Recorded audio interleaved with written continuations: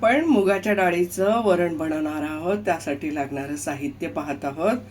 मी अर्धी वाटी मुगाची डाळ घेतलेली आहे आणि कोथिंबीर थोडीशी चिरून घेतलेली आहे. चवीप्रमाणे मीठ घेतलेलं आहे. आता छोटा चम्मच हळद घेतलेली आहे. छोटा चम्मच जिरा घेतलेला आहे. छोटा चम्मच राई घेतलेली आहे आणि छोटा चम्मच मोठा असा एक लसणाचा गड्डा मी ठेसून घेतला आहे, वाटून नाही घेतला आहे, ठेसून घेतला आहे. तिखट मिरच्या आहेत, आम्हाला जरा तिखट लागतं म्हणून 4 मिरच्या घेतल्या आहेत. तुम्ही 2ही मिरच्या घेतल्या तरी चालेल. आणि कढीपत्ता घेतलेला आहे. थोडं 2 चिमूट हिंग टाकणार आहोत, पोटासाठी म्हणून चांगलं असतं. आणि तेल फोडणीसाठी घेतलेलं आहे. आता आपण डाळ शिजवून घेऊया कुकरमध्ये. 3 शिट्ट्या. ज्यांना कुकरमध्ये शिजवून घ्यायची त्यांनी कुकरमध्ये घ्या, त्यांना पातेल्यामध्ये किंवा छोट्या डेचकीमध्ये शिजवून घ्यायची त्यात घ्या. आपण प्रोसेस पाहूया पुढची. मुगाची डाळ कुकरमध्ये 3 शिट्ट्यावर सुंदर शिजलेली आहे. मी त्याला रवीने गरगटून पण घेतलेली आहे, एकजूटाने अशी झालेली आहे. आता आपण फोडणीसाठी एक छोटं पॅन ठेवलेलं आहे छोटासा, आणि त्या पॅनमध्ये आपण तेल टाकणार आहोत. छोटं 1 पळी तेल असं टाकत आहे, जास्त नाही टाकत आहे. तुम्हाला जसं आवडेल तुम्हाला तसं तुम्ही टाकू शकता. आता पॅन छोटा तापलेला आहे. त्या प्रथम आपण मोहरी टाकून घेऊया. मोहरी तडतडल्यानंतरच तुम्ही जिरे टाका, कारण मोहरी कच्चेपणा राहतो.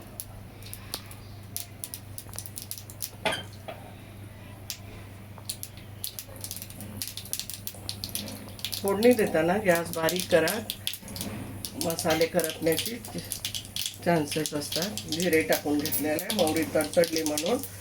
त्यानंतर मी टाकत आहे कढीपत्ता. हळूवारपणे टाका, अंगावर ओढण्याची भीती असते.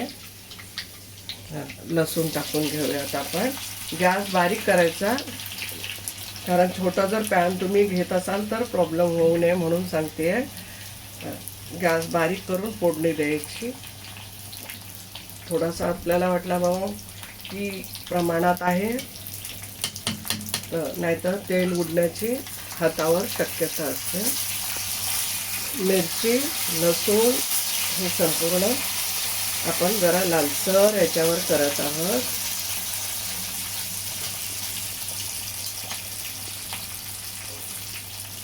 अर्धा छोटा चम्मच एवढंच हिंग घातलेलं आहे चवीपुरतं.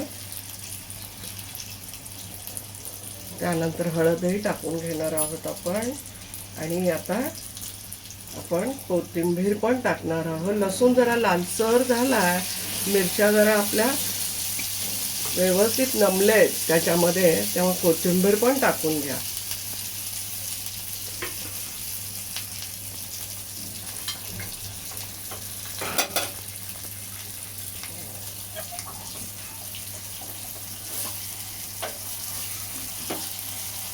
फोडणीचा छान वास येतोय. आता छानपैकी सर्व लसूण, मिरच्या, कोथिंबीर हे सगळं छान भाजून झालंय. आता आपण आपल्या डाळ गरगटलेली आहे त्याच्यात टाकून घेऊया.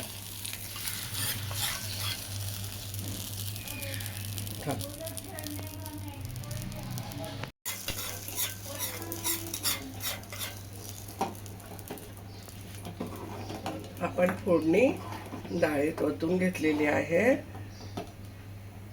तुम्हाला किती पातळ हवं आहे किती नाही ते तुम्ही तुमच्यावर ठरवायचं आहे.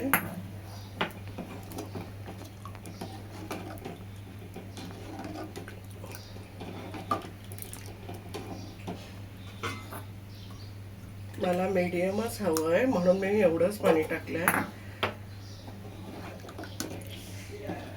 ही डाळ वरण जे बनलेलं आहे मुगाच्या डाळीचं, ते भातावर खूप सुंदर लागतं गरम गरम. आणि आता आपण चवीप्रमाणे मीठ घालून घेणार आहोत.